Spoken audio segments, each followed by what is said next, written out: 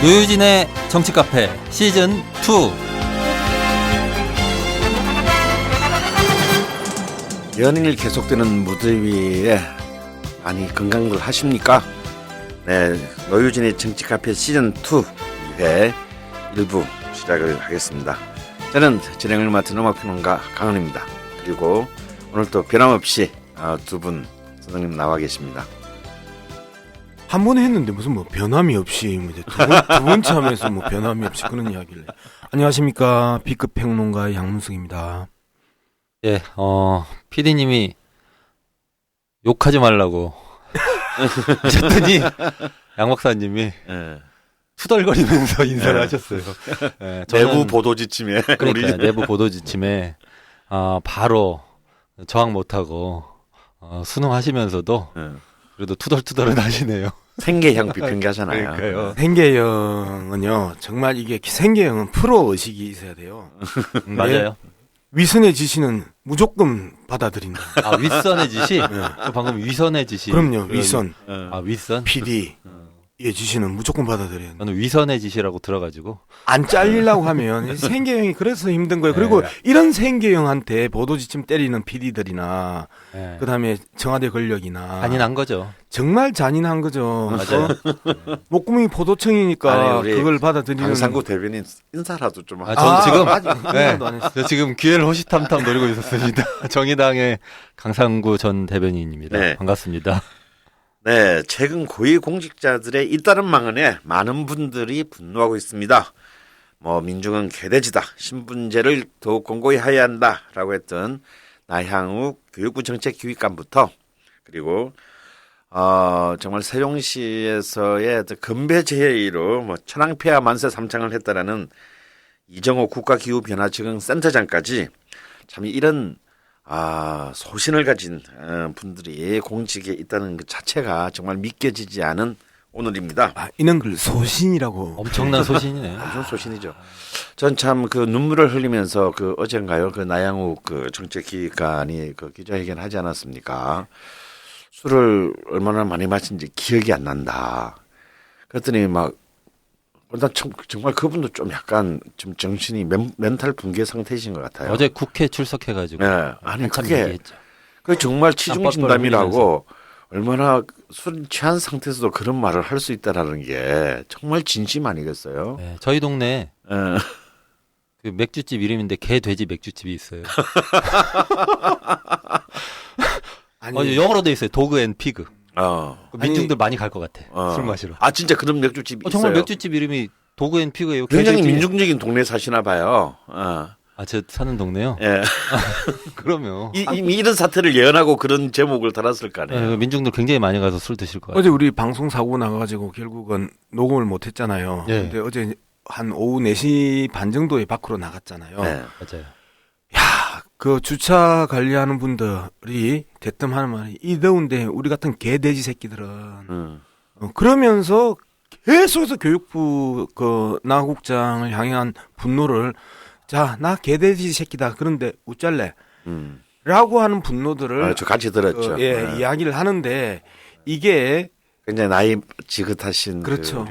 그분들이 느끼는 개돼지 새끼라는 표현이 오는 현실적 충격들, 정말 한국 사회에서 소위 말하는 민중, 소위 말하는 서민들, 아무런 백도 없는 사람들, 돈도 백도 없는 사람들, 이런 사람들한테는 교육부 국장의 개돼지가 나일 수 있다라고 하는 직격탄이 되지 않을까요?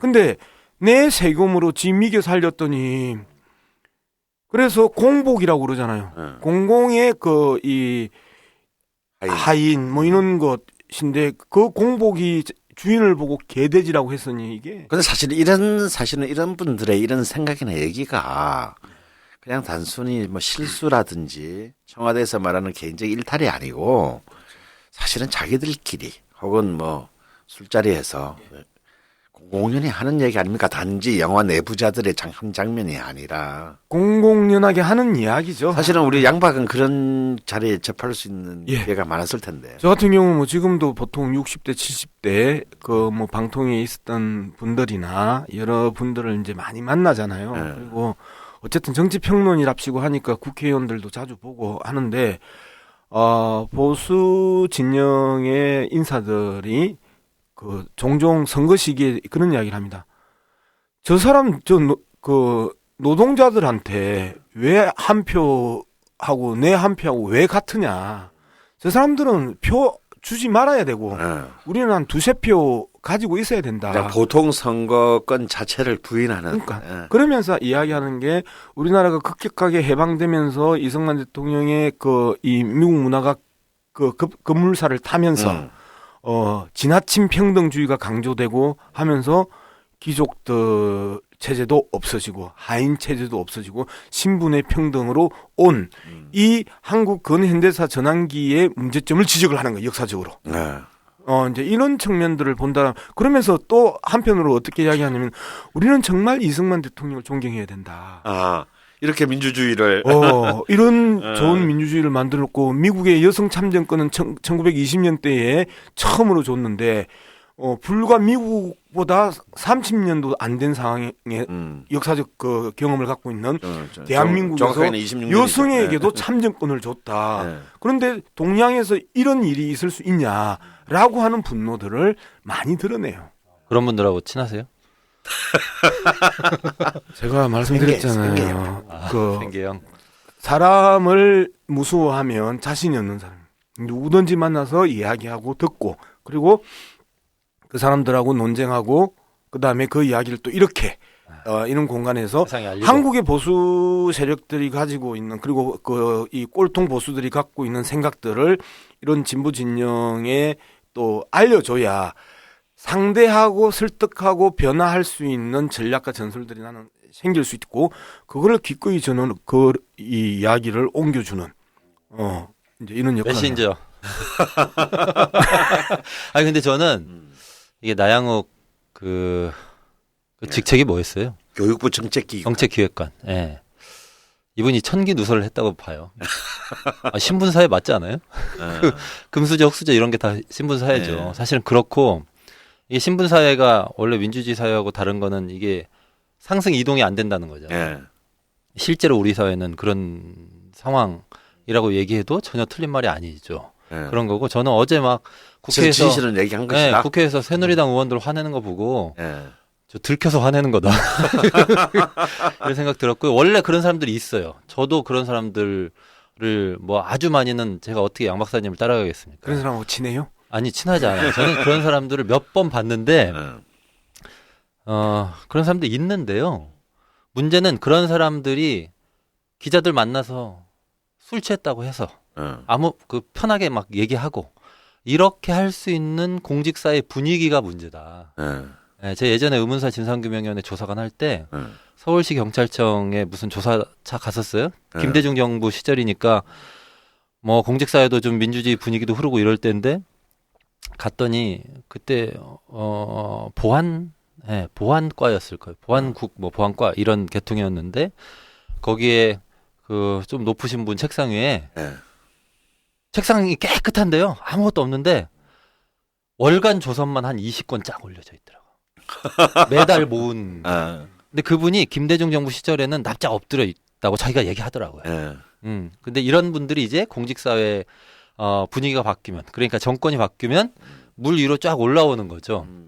저는 나양욱 씨 같은 경우도 그런 경우다. 그러니까 결국 이것도 대통령 생각이 공직사회에 퍼져 있는 거라고 저는 봐야 된다. 대통령이 예전에 시장 가가지고 이게 서민 음식이에요 그랬잖아요. 개돼지 먹는 거다 이런 얘기죠.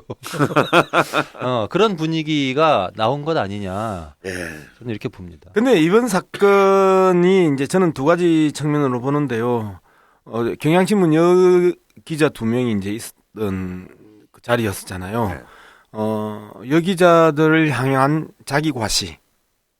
나는 이만큼 1% 안에 들기 위해서 노력했고 그 노력의 결과로 이제 사실상 1%에 들었고 잘난 놈이다. 그리고 나는 잘난 놈이다라는 자기 과시가 하나가 있었고 그다음에 술이 너무 많이 취했다.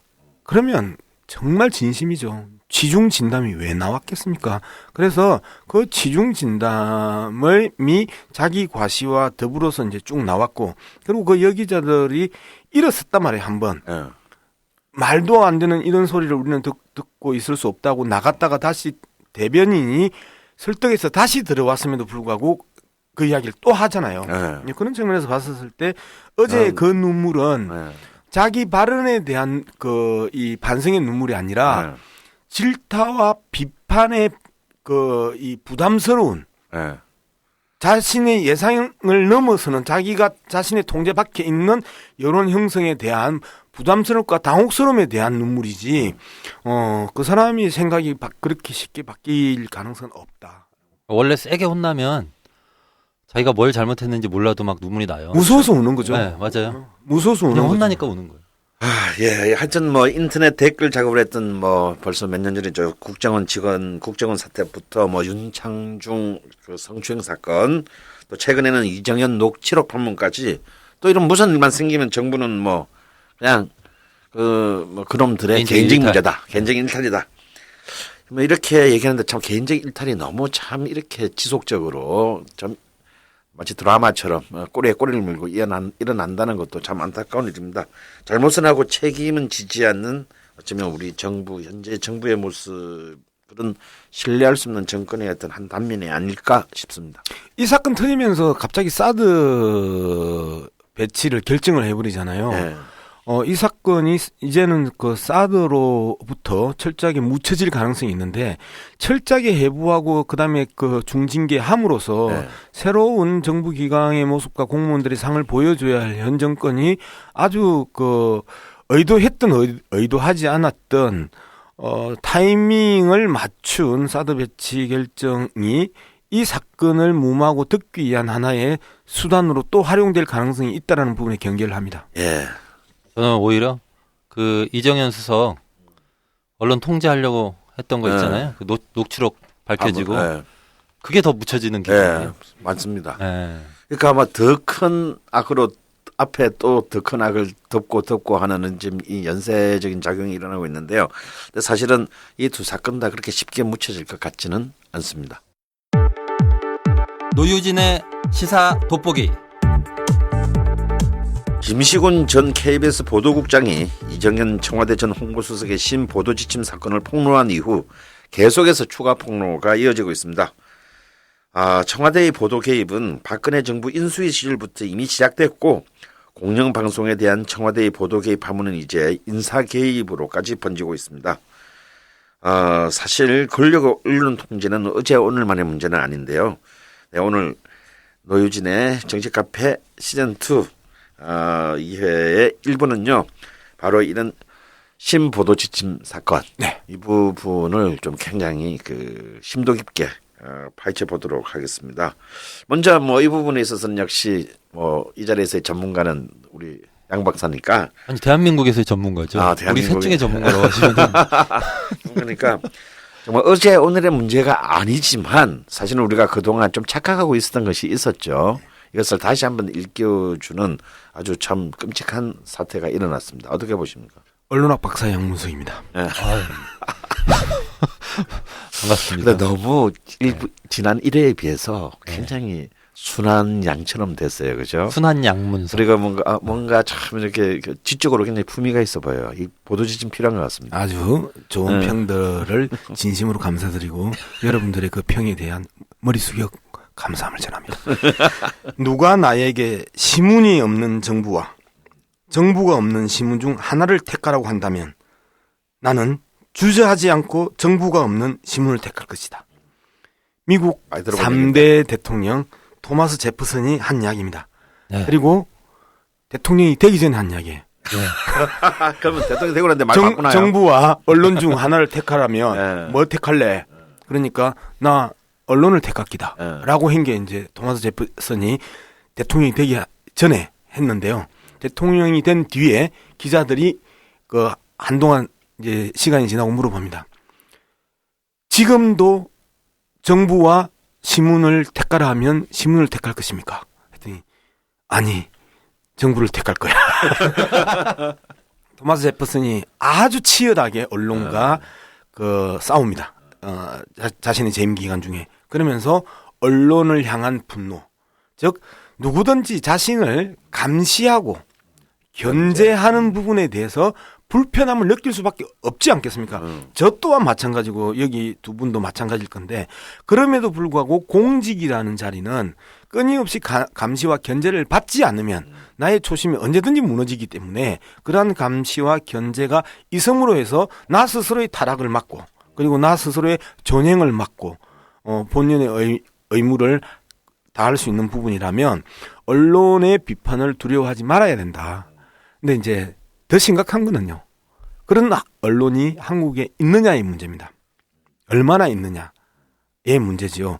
기본적으로 우리가 감시견이라고 언론을 이야기를 하는데 정말 권력과 자본을 충분히 감시하는 그러한 언론이 얼마나 있느냐라고 할 때 그 언론 감시견의 역할을 가장 잘 해라라고 만든 제도가 뭐냐면 공영방송 제도입니다. 예. 우리나라의 공영방송이라면 KBS, MBC, YTN, 연합뉴스TV가 공영방송인데 이러한 공영방송 제도가 철저하게 권력에 의해서 허물어져 왔던 역사가 또 역설적이게도 우리나라의 역사라는 측면에서 본다면 이번 KBS 김시곤 사건은 아주 의미 있게 짚어볼 필요가 있다. 이 말씀을 드리고 싶습니다. 예. 정치의 입장에서도 이 언론의 자유가 굉장히 저는 중요할 것으로 느껴지는데요. 정치라고 하는 게 우리 이제 쉽게 얘기할 때 사람들 먹고 사는 문제 예. 를 다루는 사람들이 먹고 사는 방법에 대한 생각이 다 달라요. 예. 처지에 따라서. 예. 아까 그 나양욱 기획관이랑 예. 민중들이랑 생각이 다른단 말이죠. 예. 그러면 이 다른 생각들을 적절하게 대변해주는 말하자면 우리 대신 무대 위에 올라가가지고 경기를 뛸 선수들을 따로 만들어 놓는 것. 예. 이게 정당이란 말이죠. 예. 그래서 다양한 정당들이 있습니다. 그런데 제가 진보 정치 하는 입장에서 생각해 보면요. 그런 다양한 정당들이 그 사람들의 다양한 생각들을 잘 반영하기 위해서 정당이 스스로 노력해야 되는 것들이 있긴 한데 그것과 함께 동시에 그 사람들 사이에 존재하는 생각들이 잘 모아지고 분류되고 그게 우리 사회의 의제로 제시되고 그러니까 의제가 그런 거잖아요. 그 회사에서 회의할 때 보면 누가 안건 제출하잖아요. 사회에서 의논할 안건 이게 이제 의제 보통 의제라는 표현을 한 10년 사이에는 많이 쓰더라고요. 근데 그런 의제를 결정하고 이럴 때 그런 역할을 하는 또 다른 주요한 팀이 언론이 그런 역할을 잘 하면 사실은 우리 사회가 어떻게 나갈 것인가 정치가 그 속에서 무슨 역할을 할 것인가 이런 거를 고민할 때 그리고 국민들이 어느 정당을 지지하지 이런 걸 판단할 때 굉장히 그 중요한 그리고 핵심적인 참고 자료를 얻을 수가 있어요. 근데 그런 게 안 되면 우리가 제일 불리해. 진보 정당이 그렇죠. 항상 권력의 눈치 보고 언론이 이렇게 되면요 우리에게 실어주지를 않아요. 그렇죠. 그러니까 두 분 얘기를 종합한다면 한편으로는 언론은 이제 그 권력의 감시와 견제의 기능을 하는 것이면서 또 동시에 그 사회의 다양한 의제들을 가장 합리적으로 도출하는 어떤 그런 굉장히 중요한 기능을 그렇죠. 하는 거죠. 네. 그래서 이 언론의 자유라고 하는 것은 당연히 헌법에도 규정되어 있는 우리 국민의 기본권입니다. 뭐 언론의 자유가 뭐 왜 중요한지에 대해서 뭐는 모두 다 아시는 얘기죠. 하지만 그래도 한번 짚어보고 넘어갈 필요가 있을 것 같습니다. 지금 현재 대한민국 언론 자유 지수는 역대 최악이라고 하는 보도가 이미 몇 차례 걸쳐 나왔습니다. 국경 없는 기자회가 발표한 2016년 세계 언론 자유 지수에서 한국은 뭐 부끄럽게도 70위를 차지했습니다. 뭐 며칠 전에 한 2주일 전인가요? 박근혜 대통령이 뭐 OECD 국가에서 우리 경제의 11번째다. 네. 하고 그렇게 거품 물고 말씀하셨는데 그래도 노무현 정부 시절인 2006년에는 우리가 31위였고 그런데 MB 정부 시절엔 2009년에는 69위로 추락했고 뭐 지금 뭐 거의 비슷한 70위. 참 70위라고 하면 이거는 거의 뭐 북한보다 조금 나은 수준인가요? 아니요. 이게 거의 200개 가까이 되는 나라, 197개 나라 중에서 70위니까요. 아직 떨어질 게 좀 더 있어요. 슬픈 얘기입니다. 네. 하여튼 뭐 최근에 이 이미 그 MB 정부 때부터 언론의 자유가 굉장히 심각하게 우리 내부의 문제뿐만 아니라 전 세계 언론계도 주목을 하지 않았습니까? 대한민국 언론의 자유가 후퇴하고 있다. 수많은 그런 그 아픈 진단들이 나왔는데 최근에 박근혜 정부의 언론관에 드러난 사건 몇 가지 중요한 사건들이 좀 있죠. 예, 뭐 이런저런 부분들이 그 있는데요. 간단하게 이야기를 하면 박근혜 정부 들어와서 언론관이 드러나는 몇 가지 사건이 작년에 신문법 시행령 개정안에 5인 미만의 언론사는 더 이상 언론으로 인정하지 않겠다. 그러면 대부분의 인터넷 신문들 그리고 진보 언론들이 5인 미만입니다. 사실상 진보 언론들 그리고 비판하는 언론들 입에 재갈을 물리겠다라는 그런 의도인 것 같고요. 이거 지금 시행되고 있습니까? 예, 시행되고 있습니다. 그래서 본격적으로 언론사 대출이 이제는 그 가능해졌고요. 언론 소기업은 인정하지 않겠다. 내년부터. 언론 내년부터. 내년부터 이제. 그다음에 이제 세월 참사. 이게 실제로는 어떻게 되는 겁니까? 이 퇴출이라고 하면 아예 사이트에서 이제 아니, 언론사로 인정을 하지 않으니까 그러면 기업으로 인정을 하지 않는 거죠. 언론 기업으로. 그러면 기본적으로 블로그가 되는 거지. 그냥 개인 블로그로. 그러면 5인 언론사 우리나라 지금 시스템에서 언론사라 하면 대부분 이제 포털이라는 창을 통해서 알려지는데 기본적인 기사 검색조차도 안 되는 그러면서 일부러 찾아가는 블로그 형태로 된다라면 언론사로서의 기능은 현실적으로 불가능한 상황이죠.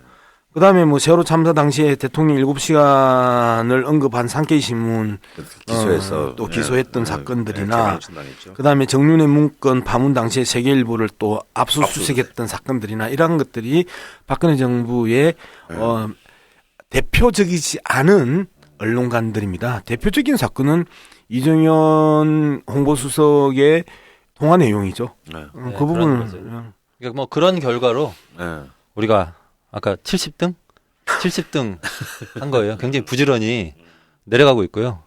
1, 2, 3, 4등이 어디냐면요. 스웨덴, 뭐 스위스, 네덜란드, 노르웨이 이런 데예요. 우리가 보통 이제 복지국가라고 얘기하는 그런 나라들이 언론의 자유가 많이 제대로 보장되어 있는 나라고요. 우리는 그 이명박 정부 때부터 이렇게 나누더라고요. 완전히 자유로운 국가와 부분 자유국과 자유롭지 않은 국가 이렇게 나누는데 우리는 부분 자유국이에요. 근데 부분 자유국이 그러면 비슷한 나라들이 어디 있냐? 우간다. 아니 뭐 아프리카 국가를 무시하고 이런 게 아니라 지난번에 박근혜 대통령이 갔었잖아요. 거기. 근데 거기 대통령이 30년째 장기 집권하고 있는 나라예요. 이런 데가 부분 자유국이고요. 그다음에 짐바브웨는 작년에 굉장히 우리로서는 웃긴 사건이 있었는데 경찰관이 코끼리 밀렵했다고 이제 그 동네니까 이런 스타일이에요 기사도. 근데 보도했다가 편집국장부터 다 체포되고 막 이랬어요. 근데 그리고 유명한 언론인 실종되고 이런 사건들이 있는 나라인데 여기가 우리하고 똑같은 부분 자유국이에요. 근데 사실은 자유면 자유지 부분이 어디 있어요? 그러니까 이런 거는 사실 자유에 대한 무시죠. 옛날에 뭐 12시에 통금 집에 안 들어가면 저 파출소 가가지고 자야 되고 이런 거는 그런 게 부분적 자유 같은 건데 그거는 사실은 자유 억압의 상징이잖아요. 야간 자율학습도 그게 무슨 자유래요? 타율의 상징이고 이런 것처럼 부분적 자유 이거 말이 안 되는 건데 부분적 자유국으로 돼 있는 거죠. 아까 헌법 얘기 나왔었는데 그건 이제 헌법적으로 맞아요. 그 얘기도 할 수 있는 거죠. 접근을 해야 되는 거죠. 부분적 자유국 우리나라 헌법이 언론의 자유를 기본권으로 상정한단 말이에요. 우리나라 헌법의 기본권이 대표적인 게 뭡니까? 행복추구권. 그러니까 인간의 존엄 및 가치, 그다음에 행복추구권, 그다음에 평등권, 자유권, 참정권, 뭐 청구권 이런 것들이 이제 기본권이잖아요. 그러면 자유권은 국가 권력으로부터 개인의 자유를 침해받지 않을 그 권리고 국가가 또 침해받지 않도록 보장해주는 권리가 자유권인데 자유권에는요 예를 들어서 두 가지만 이야기를 해봅시다. 신체의 자유, 그다음에 언론의 자유가 있습니다. 신체의 자유 뭐예요?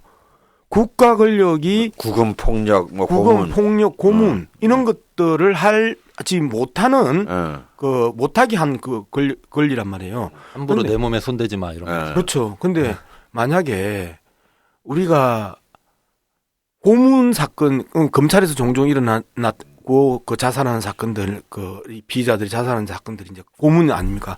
난리가 나잖아요. 모든 언론들이 세상에서 폭행 고문 뭐 그다음에 불법적 그 수사 해가지고 한국 사회가 난리가 나고 난리가 나는 게 당연하다고 이제 그 가해자들도 알고 그래서 가해자들도 조심하고 그래서 고문의 흔적이 안 남는 발바닥을 때리고 이제 이런 그 이 잔머리까지 이제 굴리는 이런 상황이 되는 거 아니에요.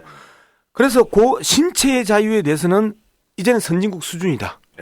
그러면 언론의 자유는 전혀 다른 문제란 말이에요. 근데 고문이나 나의 생각을 억압하는 거나 뭐가 다르냐는 거예요. 예를 들면 성추행하고 그다음에 성희롱은 전혀 다른 부분이죠. 성추행은 신체의 자유를 훼손하는 거고 성희롱은 정신의 자유를 훼손하는 거잖아요. 그런데 이 부분에 대해서도 형벌도 다르단 말이에요. 이렇게 돼서는 안 되는 거잖아요. 그래서 표현과 사상의 자유 그다음에 이 표현과 사상의 자유에 규정하고 있는 언론의 자유 또한 신체의 자유와 마찬가지로 이제는 국민의 의식이 올라가야 되고 언론의 의식도 올라가야 된다. 기본권은 동급 최강이라는 말이 적용되지 않습니다. 기본권은 동급은 동급일 뿐입니다. 그러면 신체의 자유와 표현 사상의 자유, 언론의 자유는 같은 가치로 같이 대우받아야 된다라는 측면을 강하게 이야기하고 싶습니다. 네, 그러니까 그거는 뭐 내 생각에 함부로 손대지 마 이런 거. 네, 그렇죠. 내 몸에 함부로 손대지 마. 내 생각에. 그러니까 특히 이렇게 자유롭게 막 흘러야 될 것들이 있어요. 바람, 물, 생각 이런 거. 근데 이제 그걸 막으면 보통 큰 문제가 생기죠. 4대강을 막 막아놓으니까 녹조 생기고 물고기 죽어서 떠오르고 이런 것처럼 생각을 막아놓으면 시야가 뿌얘지고 사람들한테 무슨 일이 일어날지 모르고 이렇게 되는 거죠. 저는 언론의 자유라고 하는 건 바로 그 생각의 자유를 완벽하게 보장하기 위한 아주 기초다. 이렇게 생각해요. 그게 막혀 있는 겁니다. 그런데 사실 우리 대한민국에서는 뭐 굳이 언급하지 않더라도 이 언론 통제의 역사가 굉장히 매우 뿌리 깊습니다. 이 짧은 현대사 안에서도 뭐 거슬러 올라가자면 바로 이 보도지침 사건의 역사적 시발점이 된 제3사공화국 70년대고 더 거슬러 올라가면 뭐 해방 직후 다음에 또 식민 총독부 시대나 미군정 시대는 말할 것도 없고요. 이런 정말 흔히 독재 권력의 시대에는 언론이 그야말로 뭐 권력의 나팔수, 체제 홍보의 기간. 네, 근데 그때는 뭐 언론 말고 뭐 스포츠도 권력의 나팔수고 음악도 권력의 나팔수고 뭐 이렇지 않았나요? 참 우리 음악 평론가께서 잘 아실 건데. 아니 프로 권투 잔편을 먹고 나서 대통령하고 통화를 하고 그랬었잖아요. 그렇죠. 홍수환. 대통령하고 통화하면서 대통령 덕분에라는 이제 표현을 썼고 그다음에 김영삼 대통령 페널티킥을 코너킥이라고 표현을 하면서 우리의 승리를 또 축하하기도 하고. 그렇죠. 그건 뭐 신기에 가까워요. 근데 사실 가장 이제 이런 모든 문화적인 재장치들을 이제 그 권력의 유지 수단으로 이렇게 아무래도 집중했다는 안 먹기는 이제 역시 70년대 유신 시대가 아닐까 싶어요. 우리도 다 기억합니다만 뭐 철저하게 어떤 검열을 통해서 통제했고 그래서 조금이라도 어떤 이 체제의 어떤 생각과 다른 것들은 아예 대중들한테 나아가는 걸 막았고 그런 우려가 있는 애들은 아예 활동을 못하게 활동 금지 조치를 내려서 꼼짝 못하게 생계 활동도 못하게 했고 맞아요. 그 시절이면 우리 3명은 전부 집에 있어야 이 돼요. 세상 사람이 아닙니다. 그리고 더 놀라운 것은 참 이 박정희 대통령이라는 분은 전 정말 굉장히 연구를 할 게 많은 분이라는 생각이 들어요. 단신 100주년에 2천억을 쓸 수 있는 분이. 예. 근데 그렇죠. 내년. 단신. 단신. 이게 왜 그러냐면 이 단순히 했던 그런 통제만뿐만 아니라 일종의 저는 박정희 대통령은 저는 정치적 확신범이라는 생각이 들어요. 자신의 가치를 이 문화적으로 정말 창조적으로 이렇게 대중들한테 강압하고 강요한 사람이거든요. 그게 가장 대표적인 게 우리가 흔히 건전가요라고 부르는 그렇죠. 건전가요. 이 노래입니다. 실제로 다 잘 알다시피 그 새마을놀이나 나의 조국은 박정희 대통령이 작곡하신 노래예요. 저 아예 또 그 판을 갖고 있어요. 제가. 그래요? 예, 그 무궁화 앨범이 나왔습니다. 무궁화 꽃이 피었습니다. 무궁화 그 노래도 그거는 그 노래는요 이승만 정권 때 노래고요. 꽃 중에 꽃 무궁화 꽃. 말고. 예. 근데 이 앨범에 보면 굉장히 놀라운 게 75년도에 그 당시 국방부에서 어떤 음반을 내느냐면 A면 그때는 이제 LP니까 A면 첫 곡에 새마을 노래, B면 첫 곡에 나의 조국. 이게 타이틀곡이죠. 국정 기조를 넣는 예, 국정 기조를 넣고 뒤에는 이제 아까 말씀하셨듯이 뭐 조영남 같은 대중 가수 또 각 음대 교수들 다 총동원해가지고 체제 찬양의 노래들을 채워넣습니다. 그래서 근데 이 음반의 표지는 뭐냐면 그 예비군 사회를 하는 장면이에요. 사는 장면인데 그 뒷면을 보면 이제 노래 가사하고 적혔는데 뭐라고 적혔냐면 작사 박정희 대통령 각하, 작곡 박정희 대통령 각하, 노래 육군 합창단 이런 식으로 각하를까지 붙였습니다. 근데 더욱 놀라운 것은요 그 앨범의 제목이에요. 국민가요집이라고 되어 있어요. 네. 이 국민가요집 국민 모두가 알고 불러야 돼요. 예, 그러니까 이제 모두가 불러야 되는데 사실 이 말 자체 국민가요라는 말은 1938년도에 중일 전쟁 때 부임한 미나미 지로 총독이 만드는 말이에요. 예. 이 국민가요라는 말은 뭐냐면 그 당시 이제 우리 트로트가 이제 막 떴단 말이죠. 이게 다 애상적이고 사랑 노래잖아요. 이 대동아 공영의 이상을 실현하는 데 있어서 이런 과거 태행적인 노래는 그만 부르고 다시 말해서 유행가 금지 칙령을 내립니다. 위로는 천황과 황군을 찬양하는 미래지향적인 노래를 만들어서 널리 보급시켜라. 이것을 국민가요라고 명명하고 국민가요 개창운동을 벌여요. 행진곡 같은. 그렇지. 다시 말하자면 이 노래 국민가요 뭐냐. 일본 군가예요. 그러니까 그 당시 관동군 장교였던 다카키 마사오. 예, 박정희 장군이 그 장교가 가장 자신의 젊은 청년 시대 때 가장 그 몸속에 DNA에 기입해 있던 노래가 바로 당시 일본 군가풍의 음악이었고. 원래 20대 때 듣던 노래를. 그렇죠. 근데 이미 박정희는 듣잖아요. 예, 박정희는 우리가 보통 우리도 노래방 가면 10대, 20대 초반에 들은 노래들은 이 가사 안 보고도 부르잖아요. 네, 맞아요. 그러니까 이때가 노래가 평생을 가는 건데 요즘 노래는 너무 어려워. 항상 이렇게 얘기하죠. 게다가 박정희는 그 만주 군관학교 일본 육사를 나오기 전에 대구 사범을 나와서 학교 선생님을 잠시 했잖아요. 예. 풍금이나 이런 걸 연주할 수가 있었습니다.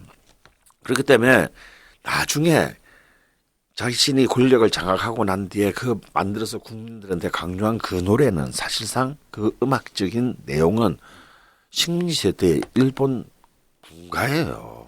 그러네요. 예, 그 곡조는 완전 일본의 군가들의 그 음악적 내용을 담고 있는데 가사는 한국말이고 우리말이고 이 새마을의 이념을 담은 것이지만 한일 합작이네요. 그러니까 이것은요 정말 어떤 의미에서 역사상 유래를 찾아볼 수 없는 예술적인 그런 노래. 정치 지도자인 거죠. 스스로 그런 노래까지 세종대왕급이네요. 거의 세종대왕급입니다. 예. 금지곡들도 그래서 많았잖아요. 제가 농담으로 저는 음악평론가로서 70대 최고의 음악 프로듀서는 신중현이 아니라 박정희다.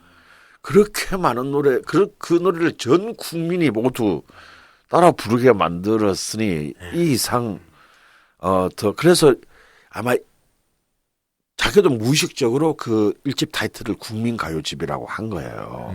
그러니까 이건 뭔가 좀 자기가 생각해도 너무 나간 거잖아. 이거는 그 황군의 단어거든. 그래서 2집이 나옵니다. 그 다음에 2집이. 예, 2집이 나온 때 슬금리 국민가요라는 말은 사라지고 건전가요집으로 바뀌어요.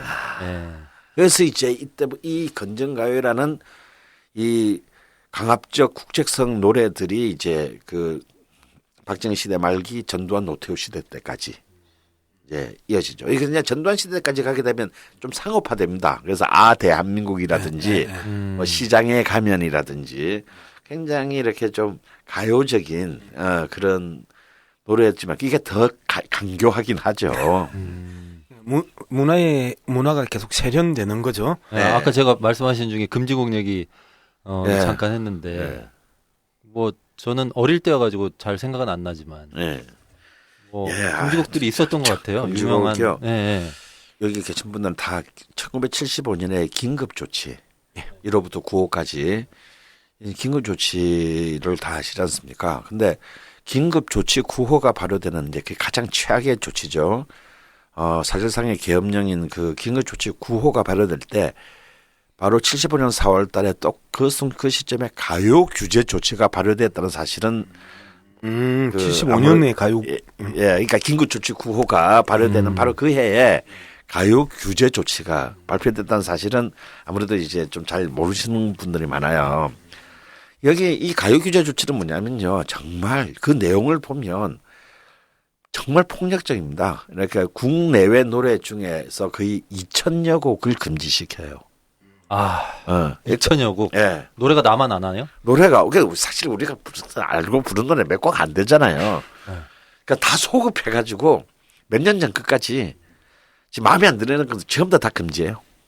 이 금지라는 말은 단순히 방송에서 틀지 마라 이게 아니에요. 팔지 마라, 틀지 마라, 활동하지 마라. 사실상의 생활 죽어라. 왜 그 조조가 순욱에게 빈 찬압을 보내잖아요. 그러니까 그래요? 너는 어려운 얘기. 그러니까 사실 자신의 그 책사에게 네. 자결하라는 뜻으로 빈 찬압을 보낸 그 일화가 있는데 이게 뭐냐면 그냥 쉽게 얘기해 노래 사약을 부르- 보냈다고 그렇죠. 하세요. 노래를- 뭘 하든 하지 마라 이런 그렇죠. 거잖아요. 노래를 부르지 마라가 이런 노래를 부르지 마라가 아니고 네. 너 그냥 입 다물어. 하지 마. 아무것도 하지 마. 네가 뭘 하고 싶은지 아무것도 하지 마. 이런 이게 하면 또 아니 음악은 밥 먹고 살아야 되잖아요. 네. 그러면 방송 출연을 못하고 음반은 못 내도 방무대라도 나와서 노래를 불러야 되는데 이런 것들도 교묘히 경찰들을 동원해 가지고 이렇게 통제를 한 거예요. 그게 가요 금지 조치예요? 가요 규제 조치입니다. 가요 네. 규제 조치. 이 가요 규제 조치가 75년이라고 말씀하셨죠? 75년 4월입니다. 자, 75년 4월이면 이 가요 규제 조치가 쉽게 건부에서 결정할 수 있는 이유가 있었단 말이에요. 그게 74년 일입니다. 네. 72년에 유신헌법을 통과시키면서 박정희의 그 영구 집권을 이제 획책하잖아요. 그러면서 모든 헌법의 기본권, 아까 우리가 이야기했던 인간의 존엄과 가치, 행복, 추구권, 자유권, 평등권, 심지어 참정권까지 체육관에서 대통령을 뽑았던 참정권까지 다 뭉개버리는 거잖아요. 그게 이제 유신헌법이잖아요. 그리고 나서 언론의 자유는 있을 수가 없는 거고, 그러면서 74년 10월에 대학생들이 동아일보 앞에서 동아일보 신문을 쌓아놓고 불을 싸질러 버립니다. 네. 언론은 죽었다며. 그러면 이게 여기에 이제 충격을 받고 74년 10월 24일 날에 동아일보 기자들이 자유 언론 수호 대회를 엽니다. 그때 내용이 뭐냐면 간단하게 한번 읽어드릴게요. 우리는 자유 언론에 역행하는 어떠한 압력에도 굴하지 않고 자유민주 사회의 존립의 기본 요건인 자유 언론 실천에 모든 노력을 다할 것을 하면서 기자들이 처음으로 그 자유 언론 수호 대회를 하는데 세 가지를 이야기를 합니다. 신문, 방송, 잡지에 대한 어떠한 외부 간섭도 우리의 일치된 단결로 강력히 배제한다. 기관은 출입을 엄격히 거부한다. 세 번째가 언론인의 불법 연행을 일절 거부한다. 만약 어떠한 명목으로도 불법 연행이 자행되는 경우 그가 귀사할 때까지 퇴근하지 않기로 한다. 그러니까 기관원이 상주하고 있었고 시시콜콜한 것까지도 다 이제 시비를 걸던 그 시절에 동아일보 기자들이 이 싸움을 시작을 그게 합니다. 이제 동아투이 예, 사건이죠. 이게 이제 소위 말하면 이제 동아투인데 사주도 이 부분에 대해서 밀립니다. 그래가지고 동아일보가 10월 24일부터 12월 30일 요즘까지 지금의 한겨레나 경향신문과 같은 그런 논조를 자유를 가집니다. 즉 그 당시에 무조건 못하게 했던 게 뭐 제야 세력들, 그 다음에 야당 정치인들, 그 다음에 학생 데모, 뭐 이런 부분에 대해서 철저하게 이 눈과 귀를 가리고 알 권리를 갖다 단합을 했었잖아요. 이제 이런 부분들이 다 이제 막히는데 여기서 정말 민중적 자발성 집단 지성이 발휘가 되는 게 어떤 사건이냐면 12월 31일 날에 30일 날에 강고국장이 광고주 이제 정부가 계속 그렇게 하니까 광고주들을 불러서 청와대가 광고 넣지 마라. 그러니까 신문이 발행이 되고 돌아가려고 하면 두 가지의 재원이 필요하거든요. 하나는 구독료. 그다음에 하나는 광고료. 근데 광고를 다 끊어버리니까 신문이 정상적인 그 경영이 안 되는 거잖아요. 그래서 이제 광고국장이 12월 30일 동아일보 광고국장이 12월 30일 날에 격려 광고를 해달라. 그러니까 이제 계속 광고면이 백지로 나가고 그 5단 광고가 백지로 나가고 백지로 안 나가면 다 기사를 채워서 나가고 하니까 이제 격려 광고를 해달라 해서 75년 1월 1일 날에 독자들이 조그마한 광고를 광고를 내는데 그 첫 번째 광고를 낸 사람이 누구냐면 언론의 자유를 지키려는 한 시민 김대중 당시 국회의원이 이 그 기사를 냅니다. 기사 내용도 좀 읽어줄 필요가 있는데 첫 번째였어요. 첫 번째 백지 광고에서 그때는 의원은 아니었겠죠. 75년이니까. 그렇죠. 그때 이제 김대중 시민이네요, 진짜. 전 대통령이 이제 제목이 언론의 자유를 지키자. 언론의 자유는 우리의 생명이다. 그것이 없이는 인권도 사회 정의도 학문과 종교의 자유도 그리고 국민의 자발적 참여에 의한 국가 안보도 존재하지 않는다. 언론 자유는 민주국가의 혼이요.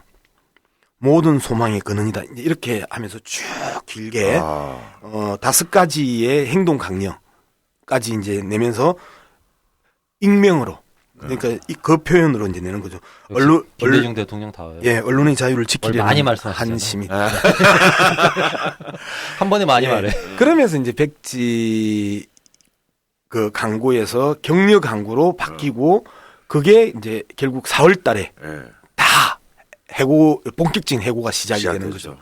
그러니까 언론이 제대로 감시를 못하고 비판적 논조를 못 쓰고 그다음에 권력의 독주와 그 횡포를 제재하지 못하는 상황에서 아까 말씀하셨던 가요 규제 법안이나 이 금지곡들이 우수수 쏟아질 수 있는 그런 사회적 분위기까지 자연스럽게 연결되는 과정이었죠. 네. 뭐 그래서 결국 언론 통제 역사가 이렇게 좀 나눠볼 수 있을 것 같더라고요. 뭐 밥도 뭐 한식, 중식, 일식 이렇게 있는 것처럼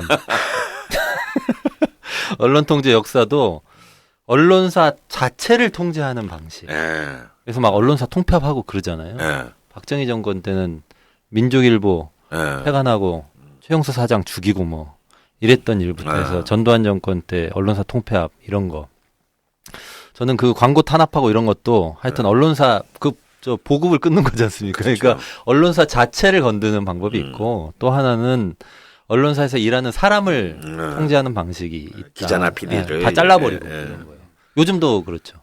세 번째가 자르는 것만 해도 괜찮은데 뭐 고소해가지고 뭐 뭐 그런 것까지 다 이게 이제 사람을 통제하는 배상하게 방식이고 만들고 뭐 그다음 세 번째가 그 보도 내용을 통제하는 방식. 기사를 그래서 뭐 검열하거나 사전 검열하거나 그러네요. 보도 지침 때려가지고 말 듣게 하거나 이런 정도의 세 가지 유형이 있는 것 같더라고요.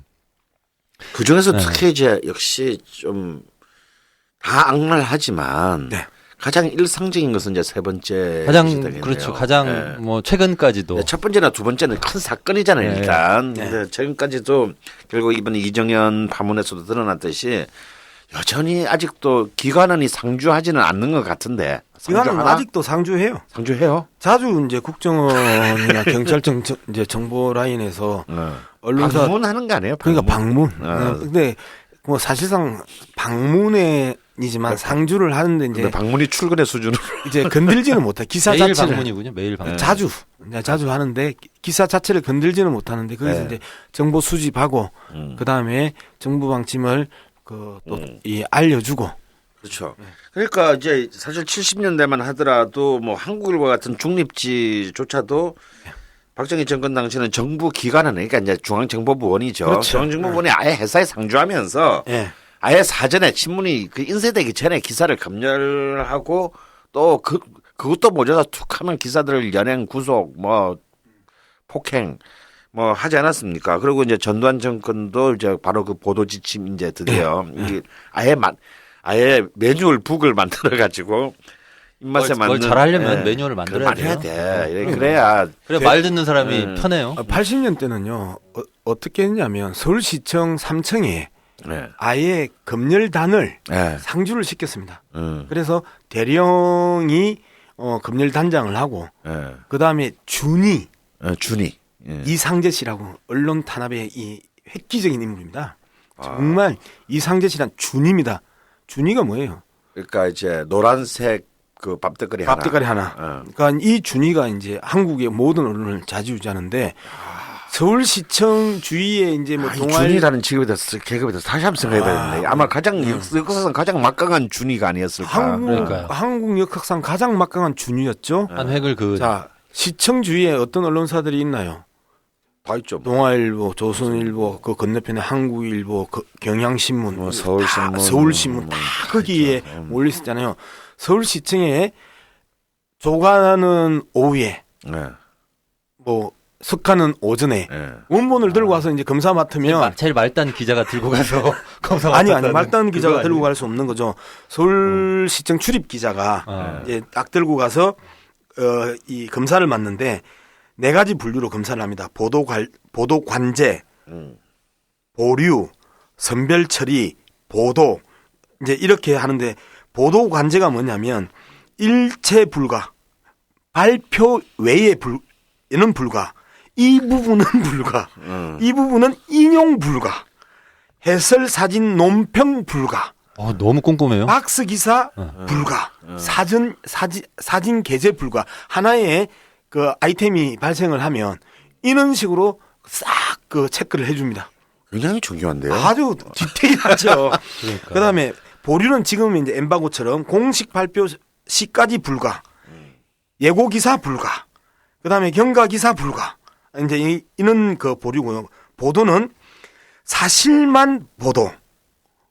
그다음에 불가피하게 보도해야 되면 육하 원칙에 따라서 짤막하게 보도할 것. 뭐 그다음에 이 부분은 부각시킬 것. 이 부분은 축소할 것. 그러니까 이 부각시킬 것이 아주 중요합니다. 안 쓸 권리 있잖아요. 쓰지 않을 권리. 쓸 권리를 침해받는 게 아니라 기자가 안 쓸 권리마저도 침해받는 이제 이런 상황까지 벌어지면서 검열단은 검열 지침을 어긴 기사를 삭제하도록 하면서 동시에 기자들이 그러면 원본을 들고 왔으니까 야 일면 그 중간에 있는 이 기사 빼. 그러면 기자들이나 언론사 입장에서는 빼버리고 싶지. 그리고 거기는 여백이나 백지도 남겨서 우리 검열 당했으라고 알리고 싶잖아요. 그거 안 됨. 안 돼. 반드시 써. 아까 우리 고문 이야기할 때 고문의 기술이 발전하면 발전할수록 그리고 고문의 문제가 사회적으로 심각한 문제가 되면 될수록 흔적을 안 남겨야 되잖아요. 김근태 전 의장 같은 경우에는 그 피딱지를 모아가지고 고문의 흔적을 그 증거를 만들어냈잖아요. 그 정도로 사람을 두들겨 패는데도 흔적이 안 남게 만드는 거나 검열을 해서 검열했다는 흔적을 남기지 않는 거나 똑같은 행위를 했다는 겁니다. 그래서 제가 계속해서 표현의 자유에 대한 문제나 언론의 자유 문제가 신체의 자유만큼이나 중요한 게 표현의 자유고 언론의 자유인데 신체의 자유는 충분히 이제는 그 국민의 상식으로 자리 잡았지만 언론의 자유는 아직까지 국민의 상식으로 언론의 자유를 침해하는 행위가 반헌법적 행위고 범죄 행위임을 충분히 인식하지 못하고 있는 게 그 국가 권력을 장악하고 있는 사람들이고 그다음에 언론사에서 간부를 하고 있는 사람들이고 그다음에 이러한 것들이 작게 보도가 되면 고문이었으면 펄쩍펄쩍 뛰어야 되는 시민들이 아유 있을 수 있는 일 정도로 그 폄하하는 가치관이라는 거에 이제 이 문제가 발생합니다. 예. 오늘 양 박사님이 이렇게 인텔리처럼 얘기를 하시다니. 예, 굉장히 신선합니다. 그러니까요. 예. 좀 인텔리전트 박사가 맞다. 보였나요? 예. 네, 박사가 확실하다. 이런 생각이 들고요. 그 김주원 이번에 김시곤 예. 보도국장 그 녹취록 공개하는 과정에서 큰 역할을 하셨던 예. 김주원 씨, 한국일보 기자. 한국일보 예. 전 한국일보 예, 기자. 예. 그 뭐 예전에 보도지침 그 폭로도 이분이 하셨는데, 예. 근데 이분이 쓴 책을 제가 이렇게 보다 보니까요, 이런 대목이 나오더라고요. 그 80년대 보도지침 압력이 어떤 경로로 가해지느냐 이런 얘기를 쭉 하면서 문공부 그 홍보조정관 그때 이제 문화공보부였잖아요. 네. 홍보조정실장 이 라인으로 내려온다 이런 얘기를 하면서 근데 사실은 이런 지침들 전부 청와대에서 내려오는 거였다 이렇게 얘기를 해요. 이번하고 똑같잖아요. 그 다음 얘기가 재밌었어요. 그 기관원들이 와가지고 이래라 저래라 하고 아까 검열도 받고 이렇게 하는데 가장 난감한 것은 대통령 이름을 인용하는 청와대 압력이다. 이렇게 얘기했어요. 그러니까 대통령이 이러신다. 이렇게 하면 가장 큰 압력이라는 거죠. 이번에 이정현 수석 그 공개된 녹취록도 그런 거잖아요. 대통령이 보셨다. 하필이면 대통령이 봤네. 네, 그리고 가장 공포에 떨게 한 것은 보안사령부가 한 건데 협조 요청. 이게 가장 공포스러웠다는 거예요. 이게 이정현 행위에 대해서 청와대 비서실장이 그거 다 협조 요청한 거다 이런 식으로 얘기했잖아요. 그러니까 80년대나 지금이나 똑같은 거죠. 똑같은 패턴으로 같은 일이 반복되고 있다 이렇게 좀 생각 들더라고요. 그건 말이고 네. 이게 이 신보도 지침 논란이 윤창중 아까 이야기 시작하실 때 이제 언급하셨던 윤창중 사건 때 있었어요. 이미. 네, 맞아요. 그 KBS 신간 3층 보도 영상 편집실에 어떤 그 공지사항이 딱 이제 붙은 거예요. KBS가 윤창중 전 청와대 대변인의 대통령 수행 중 터진 성추행 의혹 보도와 관련해서 배경 화면에 태극기와 청와대 브리핑룸을 노출시키지 말 것. 이걸 이제 갖다 붙인 구체적인 아예 그 샷에 대한 카메라 장면을 그냥 아예 그렇죠. 영상 자체에 대해서 연출을 그냥 지시한 거네요. 태극기 못 나오게 하고 청와대 브리핑룸 못 나오게. 왜 그러냐면 윤창중 대변인의 그 자료 영상은 청와대에서 브리핑하는 자료 영상이 많았을 것 아닙니까? 그리고 각 방송사는 그러한 자료 영상을 갖고 있고 미국 현지에서 성추행 사건의 그 화면을 못 잡았기 때문에 영상을 못 땄기 때문에 결국은 기존의 윤창중 대변인이 대변인으로서 역할을 하던 모습은 태극기가 있는 청와대 브리핑룸 그 영상밖에 없거든요. 그런데 초기에 이러한 것들을 이제 그 붙였는데 여기에서 그러면 KBS 자체적으로 알아서 기기였냐? 안 그러면 청와대 오다였냐? 이 문제가 중요해요. 이렇게 KBS 그 당시에 새노조는 이런 성명을 발표합니다. 이번 사태를 박근혜 정부의 신보도 지침 사건으로 규정한다. 신보도 지침 사건으로 규정한다고 아예. 그래서 임창근 보도본부장은 이번 일과 관련해 청와대의 압력 등 위선의 지시가 있었는지 KBS 내부의 의사결정 과정이 어떠했는지 낱낱이 밝히고 국민 앞에 의혹을 해소해야 한다라고 이야기를 하면서 KBS 새노조는 이것을 청와대의 작품 신보도 지침으로 규정을 했습니다. 그러면 안에서 가장 정확하게 보는 거잖아요. 안에서 가장 정확하게 본다면 박근혜 정부 초기에 첫 해에 이런 신보도 지침이 떨어졌다라는 게 아까 우리가 이야기했던 전두환 정권 시절, 박정희 정권 시절 안 가도 그때나 지금이나 이러한 보도 지침의 행태들은 똑같이 드러나고 있다. 그리고 그러니까요. 그게 가장 극적으로 드러난 게 이정현 홍보수석의 홍보수석과 김시곤 KBS 보도국장의 통화 녹취록이고. 그러니까 청와대가 직접 개입한 거. 그다음에 꼼꼼하게 지시한 거. 이 기사를 빼라, 이걸 넣어라. 이런 게 다 그때 스타일인 거죠. 세월호나 메르스 때 청와대가 자기 컨트롤 타워 아니라고 그랬잖아요. 네. 재난 컨트롤 타워는 아닌데 언론 컨트롤 타워야. 언론은 엄청 통제해요. 사실은 언론 정작 컨트롤을 해야 될 것은 안 하고. 네, 사실 언론을 통제한다는 건 거의 재난이거든요. 네. 재난을 생산하는 컨트롤 타워다. 저는 이렇게 보고요. 국민에게 그러니까 정신적 고문을 가하는 행위죠. 그러니까 애를 돌봐야 되는데 애를 때리는 거야. 네, 뭐 그런 그 역할을 하는 거고요. 다만 이제 기자 그 분들이 그렇게 대응하고 나와서 그나마 좀 다행이다 싶어요. 기자 윤리강령, 예, 거기 보면은 맨 첫 번째 나오는 게 그런 언론 자유에 대한 얘기거든요. 외부의 압력을 단호히 배격해야 된다. 기자 수첩 그 맨 앞에 있다면서요. 양 박사님 기자 하실 때 있었어요? 저는 기자협회 소속으로 기자를 해본 적이 없어요. 그럼 지난번에 기자 하셨다는 네, 뭐예요? 그건 야매 기자. 야매 기자였어요. 네, 전문 기자인데. 전문 기자. 월간 말 그 전문 기자 뭐 이런 아무튼 거. 그 기자 수첩 맨 앞에 그게 있다고 하더라고요. 그 내용이 아까 말씀드렸던 1974년 10월 24일 날의 자유언론 실전 선언. 네, 그 첫 번째 줄이 그 줄이에요. 그 내용. 그럼 뭐 우리 기자들이 그걸 평소에 열심히 읽으시겠죠?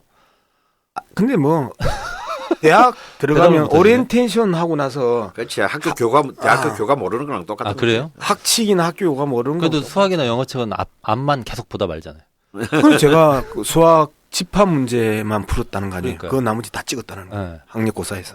그래서 수학 4점 먹었어요. 아무튼 뭐 기자분들이 그 윤리강령 이런 거에 충실하다. 이런 생각이 들더라고요. SBS도 긴급 그 발제권 이런 걸 발동해가지고 방송 나가게 하고 이런 게 그나마 언론 자유를 지키려고 하는 노력이다 싶긴 하더라고요. 하지만 네. 이제 그런 이른바 군사 정부 시절에 그런 정말 폭력적이고 노골적인 어떤 그런 언론 통제에 비해서 사실 뭐 이번에 논란이 되는 그 이정현 그 홍보수석의 어떤 이 보도 통제 방식은 그 옛날 그 전두환 시대의 보도지 좀 떠올리기는 하는 거지만요. 그래도 좀 그 이명박 박근혜 정부에 와서는 좀 그 언론의 통제가 좀 더 좀 양상이 달라지지 않았습니까? 좀 더 교묘해지고 좀 더 실질적인 타격을 가하는 방식으로. 네. 그러니까 노골적인 것은 아니고 뭐 기관원을 상주시킨다든가 사정 검열을 한다든가 이런 거는 이제 못 하잖아요. 네. 아까 대한민국처럼. 예. 그러니까 문화적 그 단합이 세련화되어 가는 것처럼 예. 언론에 대한 통제도 세련화되어 갈 수밖에 없는 것이고 예. 그럼에도 불구하고 여전히 독재 정권 시절이나 지금이나 다를 바 없는 거는요. 권력이 사람을 통해서 통제하는 거잖아요. 예. 그럼 권력이 사람을 통해서 어떻게 통제합니까? 아까 말씀드렸던 KBS, MBC, YTN, 연합뉴스 TV 같은 이번에 많이 드러났죠. 이 김시곤 국장하고 길안영 사장, 예, 그 관계들이 그렇죠. 예, 공영방송 사장을 예. 사실상 청와대가 지명을 하는 거잖아요. 예. 뭐 KBS 같은 경우에 그 KBS 이사에서 사장을 선출해서 그 대통령이 임명을 하거나 MBC는 그 방송문화진흥원에서 사장을 선출해서 방송통신위원회 위원장이 임명을 하거나 이러한 임명의 방식은 그 다르나 실질적으로 청와대에서 이번에 누구라고 하면 KBS 이사회나 MBC 이사회나 연합뉴스 연합통신진흥원 뭐 이런 데서 다 그 사람을 임명을 해요. 선출을 해요. 왜 선출이 가능하냐? KBS 이사회 같은 경우에는 11명 중에 7대4, 야당 추천 4명, 여당 추천 7명. 그다음에 그 MBC 방송문화진흥 같은 경우 6대3, 야당 추천 3명, 그다음에 여당 추천 6명. 그러면 7대4, 6대3. 근데 방송통신위원회도 마찬가지예요. 3대2예요. 야당 추천 2, 청와대 추천 2, 그다음에 집권 여당 추천 1명 해서 3대2인데 저는 항상 그 이야기를 합니다. 3대2는 다수 대 소수잖아요. 10대 빵이나 10대 1이나 9대 2나 3대 2나 똑같다. 표결에서도 맞아요. 똑같은 거예요.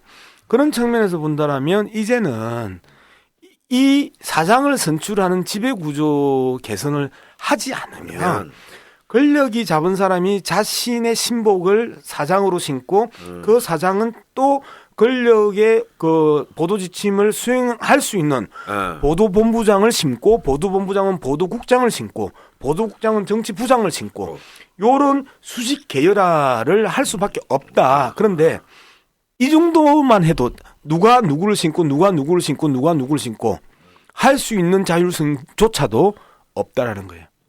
즉 청와대에서 사장, 보도본부장, 보도국장, 정치부장은 사실상 청와대가 다 결정해 왔다는 거예요. 역대 정권에서.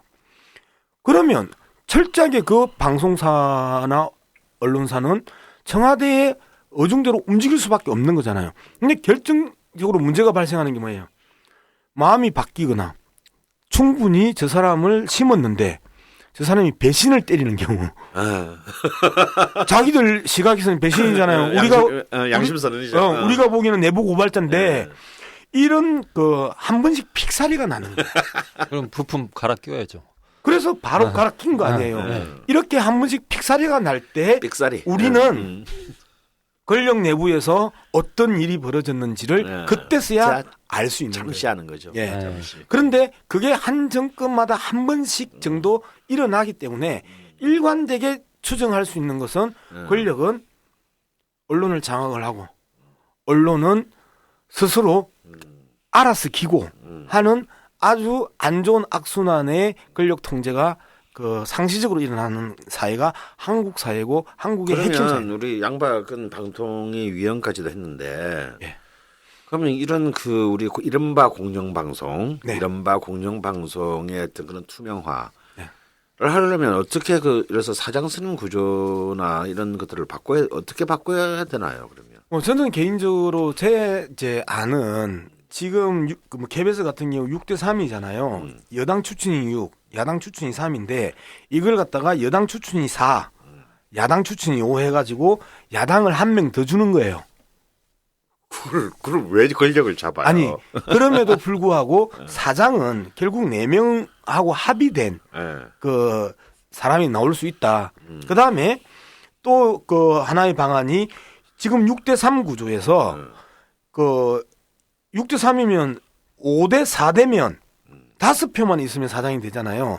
그래서 특별 다수제로 해서 예를 들어서 7명이 11명 중에 7명이 합의하는 게 아니고 9명이 한 사람을 그 추천을 하면 이 사람이 사장이 될 수 있게 하면 야당 추천 중에 최소한 2명 이상이 동의를 해야 할 수 있는 사장을 임명할 수 있는 특별 다수제 같은 방안이 있고 그 다음에 하나는 국회의장 이 KBS 사장을 임명하는 방법이 있습니다. 그렇기 때문에 국회의장 쪽에다가 갖다 놓으면 국회에다가 갖다 놓으면 언제든지 총선 결과에 따라서 이 의석이 바뀔 수 있고 그렇기 때문에 그리고 의석이 바뀌고 자기들이 임명을 했기 때문에 자기들이 소수파일 때 맨날 KBS 비판하고 자기들이 다수파일 때는 KBS를 활용하려고 하는 이러한 부분들이 상당히 좀 사라질 것이다. 톤다운 되지 않을까라는 이제 이런 측면들도 있고. 그런데 어떤 행정부의 수장이 그 권한을 국회로 넘기고 싶어 하겠어요. 그러니까요. 아니 어쨌든 그렇다. 아니 그런데 이거는 국회가 법으로 결정하는 부분이기 때문에 그 방송법을 바꾸면 되는 거잖아요. 방송법을 바꾸면 되는 거니까. 그다음에 이제 또 하나의 방안은 한 50명에서 100명 정도의 평의회를 구성을 해서 정치 권력이나 정당의 영향으로부터 그 독립적인 그 자유로운 그리고 통제가 현실적으로 어려운 이러한 다수의 그 평의회를 구성하는 건데 저는 이 부분에 대해서는 명확하게 반대해요. 우리나라의 어떤 추천도 정당으로부터 자유로울 수 있는 인사 추천은 없다고 저는 생각하기 때문에 숫자가 늘어날 뿐이고 그다음에 약간의 그 내부 고발자 또는 그 양심적인 사람들이 나타날 가능성은 있으나 결국은 주류는 추천한 정당의 이익을 대변할 수밖에 없는 상황이기 때문에 그 수가 많다고 해서 합리적인 사장을 그 선출할 수 있는 가능성은 별로 높지 않다. 도서관에 있는 것 같아요. 예. 지금 뭐 강의 열심히 하는 강의 듣는 기분. 그러니까 뭐 요는 이런 거잖아요. KBS 사장을 이사회가 뽑는데 이사회 구성을 좀 바꾸고 숫자 조정 좀 하고 그다음에 뽑더라도 과반 그러니까 반 이상이 동의하면 뽑고 이렇게 하지 말고 3분의 2 이상이 동의해야 그렇지. 뽑는 걸로. 그게 특별 다수제. 네, 의결 정족수 특별 다수제 이렇게 표현하는 거고 그거보다 더 획기적인 방법으로 국회의장이 뽑는 방법이 있다. 그다음에 평의회 이런 추천위원회는 현실적으로 의미가 현실적으로 없죠. 좀 어렵다 이런 말씀이시죠. 사실 이거는 정의당 공약이에요. 맨 마지막 거는. 네, 그렇고요. 근데 뭐 현실적으로 좀 네. 검토를 해보셔야 될 것 같아요. 아니 뭐 우리도 그 열심히 검토해서 나온 아닌데요. 네. 뭐 이걸 가지고 논쟁하거나 이럴 건 아닌 것 같고 다만 이제 뭐 지배구조 문제 이게 워낙에 사장을 청와대에서 점지해가지고 내려주고 이런 것 때문에 문제가 되는 건데 사실 그것 때문에 이명박 정부 때도 뭐 YTN 사장 낙하산으로 내려보냈다가 네. 출근 저지 투쟁하고 잘리고 뭐 이랬던 거고 그러니까 그런 건 약간 기본 같아요. 기본. 밥 먹을 때 항상 나오는 김치 같은 거야. 언론 억압의 역사에서 항상 이런 게 있고 그 다음에 이제 소송하고 이런 일 많아졌잖아요. 네. 박근혜 정부 때 보니까 작년에만 12건을 저 소송을 했더라고요. 네. 정부에서. 그러니까 뭐 마음에 안 들면 법에 걸어버리는 거예요. 네. 이런 게 있고. 근데 저 방송국이나 신문사 안에서 좀 그 정부 비판할 만한 잠재력 있는 이런 사람들 한직으로 보내고 이런 일도 많지 않아요? 그렇죠. 네, 저 보니까 전 텔레비전 가끔 보는데 최근 몇 년 사이에 보면 그 진보적인 정부 비판 발언 있잖아요. 네. 이런 게 뜬금없는 데서 막 나와요. 예를 들면 출발 비디오 여행 이런 데서 막 나와요. 아니 제가 지지난 3주 전인가 출발 비디오 여행 보는데 이런 멘트 나오더라고요. 그 영화 소개 막 하면서 하루가 멀다 하고 터지는 연예계 사건 사고 제일 쓸데없는 걱정이 연예인 걱정이니 중요한 이슈를 놓치지 말길 바란다. 뭐 이런 멘트가 막 나와요. 또 실제로 뭐 박유천 사건이니 뭐 네. 또 사건이니 해가지고 또 그 이정현 파문을 그러니까요. 좀 살짝 근데 덮으려고 그런 했던 게 멘트들이 뻔히 보였어. 뉴스나 어디 무슨 보도 프로그램에서 나오는 게 아니라 출발 비디오에 출발 비디오에서 나오는 거예요. 그걸로 옮긴 거 아니에요? 네. PD들이나 통제권 기자들이 통제권은 보도 라인에서만 딱 그 기사 통지를 하잖아요. 그리고 일일이 데스크를 보는데 그 방금 이야기했던 그런 프로그램들은 대부분 외주 제작이에요. 그래서 아, 통제로부터 약간 자유롭군요. 아니요. 외주 제작인데 네. 그러면 외주 담당 PD가 그걸 꼼꼼하게 체크를 했어야 되는데 외주 제작은 그날의 시점 그러니까 외주 제작도 재밌어요. 일출짜리 월요일부터 금요일까지 하는 데일리 외주 제작이 있단 말이에요. 네. 그러면 월요일은 A사, B사, C사, D사 그 주에서 5개의 외주사에서 시청률이 가장 떨어지면 그 다음 주는 이 외주사는 제작을 못 해요. 그 다음 6번째 그 제작사가 들어와요. 그래서 또 5개가 경쟁을 하고 그러니까 시청률이 노예로 만드는구나. 제 1번 예. 그 가치이기 때문에 손대기가 전체 흐름을 잘라버리기가 상당히 어려운 그 영역이 있는 거죠. 그렇게 해서 슬쩍 저 내용이 왜 저기서 나오지? 네, 라고 그런 내용들이 종종 나와요. 예, 그런 측면이 좀 네. 있습니다. 어쨌든 뭐 그래서 저 이명박 박근혜 정부 들어서서는 이런 흐름들이 계속 된 것 같아요. 뭐 물론 네, 활용 이제- 점정은 이정현 씨가 한 것이고. 아니 이제 이정현 이야기보다 전에 이제 제가 그 2가지 사건이 있었습니다. 우리나라 공영방송 지배구조에 있어서 청와대의 뜻이 관철되지 않은 두 가지 사건이 있었는데 앞서 이야기했던 기란영 사장을 쫓아내고 그 다음 사장이 될 때 청와대가 미는 A 씨가 있었고 그 다음에 야당이 미는 B 씨가 있었어요. 근데 아까 말씀드렸잖아요. 7대4 구조라고. 그런데 그 7 중에 2명이 기란영 사장하고 아주 친했던 이사들이었습니다. 그런데 이 사람이 억울하게 잘렸다고 생각을 했던 거예요. 기란영 사장이. 그래서 이 두 사람이 청와대 입장에서 보면 배신을 때리고 야당 이사 4명하고 결합을 하면서 6대5로 역전을 시켜버린 거예요. 그래서 이 청와대 의중이 관철되지 못했는데 요 사건이 하나가 한 번 있었고 그다음에 그 옛날 동아일보 편집국장 출신인 김중배 그 선생이 MBC 사장이 되잖아요. 네. 그때도 DJ 정부가 찍은 사람이 안 되고 김중배 사장이 MBC 사장이 됐던 이유가 내부 반란이 있어서 된 이 두 아주 예외적인 사건을 제외하고는 청와대가 찍는 대로 KBS MBC 사장은 항상 그 사람이 됐다는 거. 아, 그렇다면 그 이제 이정현 사태 그 이후를 좀 한번 봐야 되는데요. 네네. 일단 뭐 우리 오늘 2부에서 다루게 될 사드라든지 혹은 뭐 이상한 연예인들의 이상한 뭐 정말 뭐 중앙 언론에 다룰 필요가 없는 가십거리들로 어떻게든 물타기하고 이렇게 그 덮으려고 하고 있지 않습니까? 네. 예. 그리고 이제 국회가 열렸고 하여튼 이 이정현 사건 이후에 보수 언론들은 아예 이 사건 자체를 이제 초기 보도를 제외하고는 이제 다루는 것 자체를 이미 이제 포기한 것 같습니다.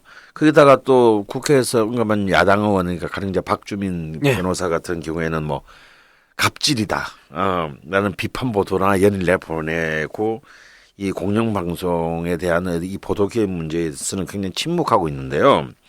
박주민 의원 문제는 좀 짚어봐야 되는 네. 부분이 있습니다. 이게 6월 30일이요. 그러니까 이정현 사건이 터지고 이제 빨갛게 달아오르던 과정이었었잖아요.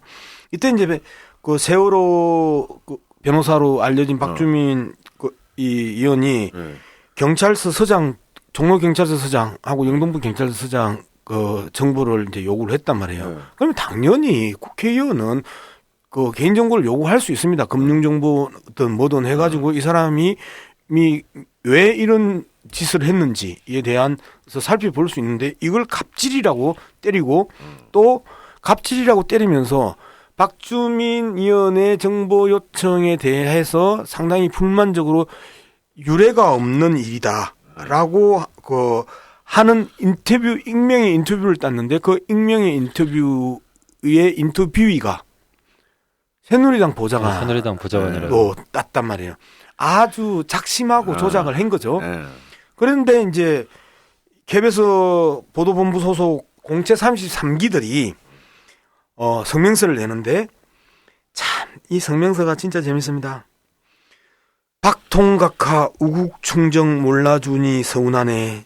주7회도 모자라나 밤낮으로 틀어보세. 민심처럼 시청률은 하늘 높이 치솟는데 은혜마저 몰라주니 이내 마음 섭섭하다.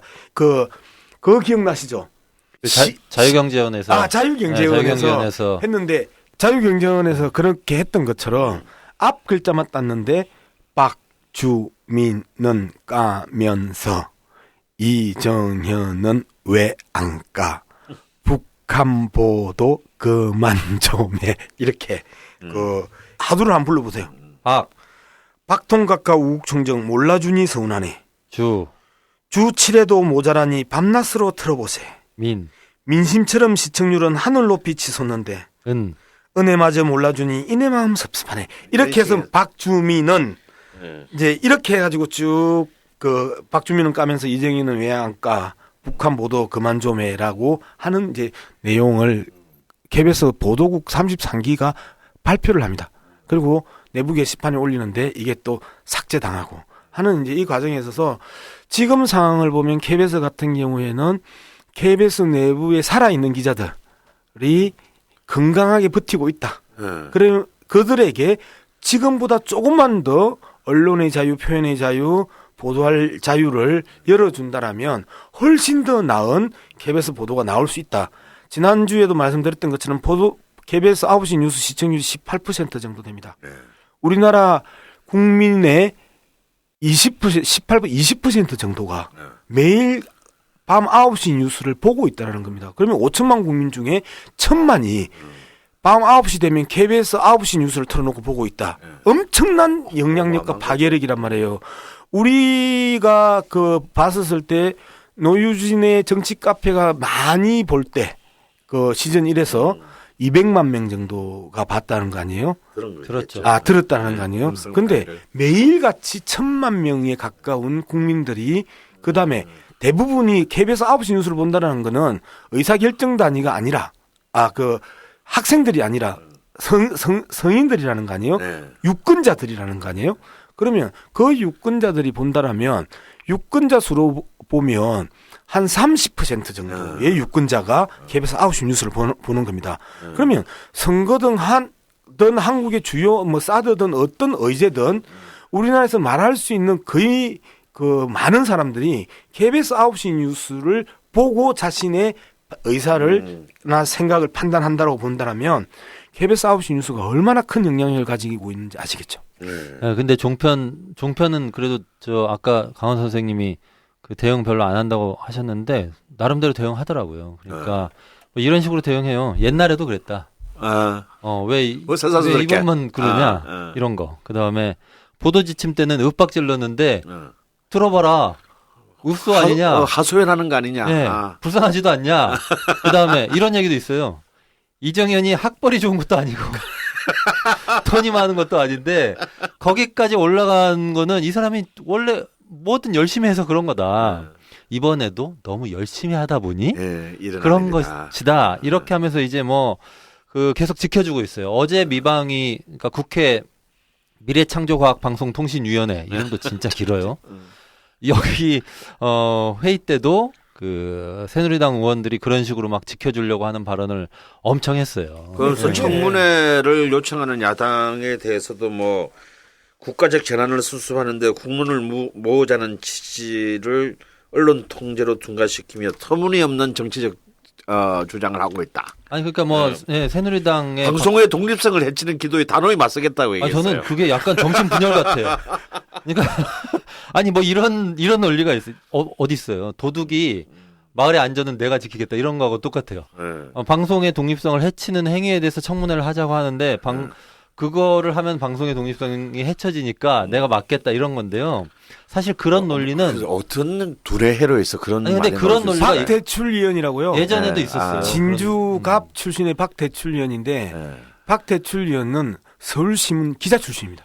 박근혜 대통령에게 이 픽업된 대표적인 그 친박인데 자기가 그러니까 언론계 출신 친박. 자기가 기자 출신인데 어떻게 방송 독립을 확보하기 위해서 청문회를 하자고 하는데 방송 독립을 훼손시키는 행위라고 청문회를 반박하고 야당의 주장을 갖다가 묵살할 수 있습니까?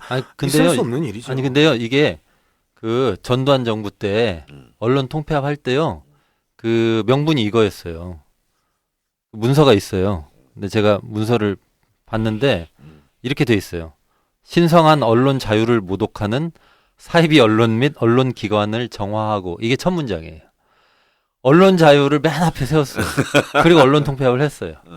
이명박 정부 때도 왜 언론학법 추진하고 그랬었잖아요. 그때 그 관련 법 발의할 때 그때는 한나라당이었죠. 정병국 한나라당의 미디어 산업발전 특별위원회가 있고 위원장이었는데 이분이 어떻게 얘기했냐면 우리 특별위원회는 언론 자유의 신장 그다음 뭐뭐뭐뭐를 위해 법 개정을 했다 이렇게 얘기했습니다.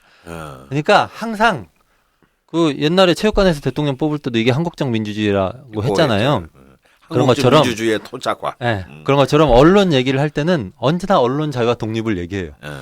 뭐 이유는 여러 가지 갖다 대는데 그러니까 박대출 의원도 똑같은 거예요. 실제로는 자기 과거에 칼을 꽂는 행위이고 현재 모든 언론인들에게 마찬가지로 비수를 꽂는 짓. 네, 하여튼 이정현 의원의 이 와중에 당대표 선거에 출마했잖아요. 네. 그리고 이제 야당은 계속 청문회 요구를 하고 있는데 뭐 일단 이정현 의원의 당대표 이런 스캔들을 안고 당대표 집권 여당의 당대표에 출마한다는 건 도대체 어떤 아니 이게 어떤 멘탈인지 굉장히 강력해요. 멘탈이 강력하거나 아니면 멘탈이 없거나 둘 중에 하나인데 대표 경선 나갈 게 아니라 정치권을 나가야 돼요. 근데 그게 아니라 이게 사실은 이건 형법적인 문제가 될 수 있지 않습니까? 그러면 그러니까 출마 선언하고 배낭 토크 가고 뭐 그랬더라고요. 배낭 토크 그러니까 뭐 동네 사람들 여기저기 돌아다니면서 만나겠다 이런 건 자기 지역구 아닌데 막 돌아다니고 이렇게 하던데 배낭 토크를 갈 일이 아니고 이 사람은 감옥에 가야 됩니다. 정말로 우리 지난번에도 이게 방송법 어겼다 이렇게 얘기했는데요. 근데 그 당대표 출마 선언을 했단 말이죠. 그러면서 모든 기득권을 철저히 때려 부수겠다. 이렇게 얘기했어요. 아니 그 때려 부숴야 될 기득권 중에 하나가 언론 통제하는 청와대 아닙니까? 이거는 이재용이 재벌 해체하겠다 이런 말하는 거하고 똑같은 거예요. 근데 그거를 거의 자기 분열적으로 이야기하면서 대표 선언을 한 거죠. 뭐 무슨 출마 선언에 리더십 얘기도 서번트 리더십 뭐 그런 거 있더라고요. 네. 섬기는 리더십, 박근혜 대통령 섬기겠다는 리더십인지. 그렇죠. 뭐 아무튼 그런 얘기하면서 갔는데요. 굉장히 심각하다. 한국 정치가 얼마나 후졌는지 알 수 있는 부분이 아닌가 싶더라고요. 야당의 청문회 요구는 어떻게 될 것 같습니까? 양반. 야당은 똘똘 뭉쳐서 이 부분에 대해서 관철시켜야 되는 겁니다. 근데 뭐 주는 그런 의지가 그렇게 안 보이는 것 같은데요. 아니 이 임자를 부분에 더안 대해서는 키우고 그냥 대충 약간 이정현을 욕보이는 선에서 현실적으로 그렇게 하면 예, 끝나는 어떤 문제가 발생하느냐면 두 가지 문제가 발생하는 거죠. 우리가 계속해서 언론의 자유는 국민의 기본권이라고 이야기를 했고 언론의 자유는 신체의 자유와 언론의 자유는 동급이라고 이야기를 했습니다.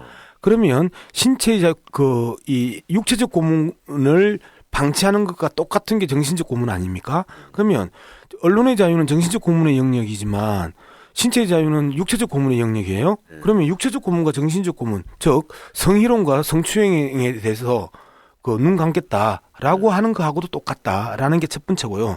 두 번째가 야당이 그동안 수없이 많이 주장했던 게 기울어진 운동장입니다. 기울어진 운동장은 일방적인 여당발 뉴스를 찬양하는 역금 이 홍보용 언론들이 훨씬 더 다수를 차지하고 있다라는 데 대한 불만이었거든요. 그러면 이 문제가 별로 심각하지 않고 그다음에 청문회를 끌고 가서 모든 국민들에게 신체적 자유나 언론의 자유가 똑같은 동급이다라는 것들을 설명해 주지 않고서는 이들 스스로가 자정하고 스스로의 독립을 지키고 그다음에 스스로의 언론의 자유를 향유할 수 있는 조건들을 못 만들어준다라는 거예요. 그래서 청문회를 통해서 언론의 자유가 얼마나 중요한 국민의 기본권이고 국민은 알 권리, 들을 권리, 볼 권리를 국민에게 제공을 하고 기자는 쓸 권리, 안 쓸 권리를 확보하면서 스스로의 독립성들을 찾아 나가야 되는 게 현실이라면 철저하게 청문회 문제를 정리를 하지 못하면 이후에 다음 내년 4월에 재보궐선거 12월에 대통령 선거를 야당은 무슨 수로 감당을 할 겁니까? 하루에 1,000만 명이 보는 KBS 9시 뉴스를 정상화시켜내지 못하고 일방적으로 야당을 폄하하고 그다음에 야당의 의원들을 훼손시키고 야당의 정치적 입장을 왜곡시키는 이러한 공영방송 KBS를 어떻게 바로잡을 겁니까? 그런 측면에서 본다면 정치적 의미에서도 제대로 잡기 위해서 청문을 해야 되고 그다음에 말씀드렸던 것처럼 헌법적 가치를 지키기 위해서도 청문을 해야 됩니다. 저는 검찰이 이게 방송법 4조 어긴 게 분명하니까요. 네. 수사해야 된다고 봐요. 그리고 검찰청 홈페이지 들어가면요. 검찰은 우리 사회의 법과 질서를 바로 세우고 이렇게 적혀 있어요. 이번에 법을 바로 세우는지 좀 지켜보고 싶은데 뭐 대충 우리가 감으로 안 하겠다 이렇게 쉽잖아요. 근데 청문회에서는 청문회 열자는 요구에 대해서는 어떻게 얘기하냐면 이게 국회 미방위 차원의 청문회를 열자고 하는 거거든요. 근데 미방위원장이 검찰 조사가 더 확실하니까 거기에 맡겨보는 게 좋겠다라는 취지의 얘기를 했어요. 근데 검찰 조사가 진행됐지 어쩔지 알 수 없는 거잖아요. 물론 고발은 돼 있는 상태입니다. 근데 그러니까 검찰 고발은 고발이고 청문회는 근데 그건 청문회죠. 그거죠. 그리고 실제로 그래서 제가 대충 치고 빠질 일을 그거 하는 것 같다. 그리고 실제로 상임위 청문회는요. 그 상임위원들 반 이상이 출석하고 반 이상이 찬성하면 할 수 있어요. 근데 새누리당이 10명, 야당이 14명이에요. 무소속까지 합치면. 그러니까 야당이 의지가 있으면 얼마든지 당장이라도 할 수 있는 겁니다. 저는 해야 된다고 보고요. 그것도 이정현 씨가 이제 8월에 전당대회 하는데 당대회의 대표 후보로 본격적으로 출마해서 움직이기 전에 해야 된다. 제 생각하기에는 구속되기 싫어서 당대표 나가는 것 같아요. 그래서 당대표 되면 누가 구속해? 눈치 보이는데. 근데 아무튼 그래서 그 국면이 되기 전에 청문회도 빨리, 하고 예. 검찰 수사도 빨리 진행하고 이렇게 해야 된다 보고요. 그런 게 돼야 이 정부와 야당이 그 언론의 자유를 제대로 세울지와 관련한 의지가 있는지 이거 확인할 수 있다 이렇게 네. 생각합니다. 아, 이건 중요한 점. 네. 국민들이 지난 4.13 총선에서 여소야대를 만들어주고 나서 그 상징적인 사건이 한 번도 없었어요. 왜 여소야대가 위력적인지. 야당 많은 게 티가 나야 될 거 아니에요. 그러면 그렇죠. 여소야대 국민들이 만들어준 여소야대의 그 힘을 이번 청문회로 관철시키는 시켜야 된다. 아, 맞아요. 그럼 왜 여소야 돼요? 아니 그래서 구속해가지고 네. 밝힐 게 너무 많아요. 네. 방송 통제 요구를 대통령이 정말 지시를 했는지, 김시곤 국장 해임할 때 대통령 지시라고 그러니까 있었는지. 했는데 그게 정말 사실인지, 그다음에 그 지시를 어느 저 경로를 통해서 그 전달했는지, 그렇지. 뭐 예를 들면 박준우 당시 정무수석에 했다고 그러는데 그 사실인지, 그 음. 이후에 후임 국장인 백운기 국장 임명에 저 청와대가 관여했는지. 그다음에 다른 언론 통제 시도는 없었는지. 네. 저는 이정현 수석 핸드폰 홍보수석실 방 그 저 전화 통화 내역 다 확인해야 된다고 생각해요. 근데 그러려면 저 구속해야 된다 이렇게 보고요. 그 전에 청문회는 당연히 해야 된다고 보고 뭐 생각합니다. 국민의 눈으로 우리 정치에 특권이 발붙이지 못하도록 모든 기득권을 철저히 때려 부수겠습니다. 이정현 의원의 새누리당 당대표 출마 선언문에 나오는 문구입니다. 세월호 참사 그 와중에도 권력을 이용해서 언론을 통제하고 또 진실을 묻어버리려 했던 이정현 의원이 했던 말이라는 게 참 아이러니합니다.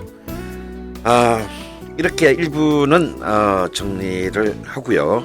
그리고 이어지는 2부에서는요. 말도 많고 탈도 많은 한반도 사드 배치에 대해서 짚어보려고 합니다. 평화네트워크의 정욱식 대표와 함께 굉장히 깊고 흥미진진한 얘기 나눠보겠습니다. 2부에서 뵙겠습니다.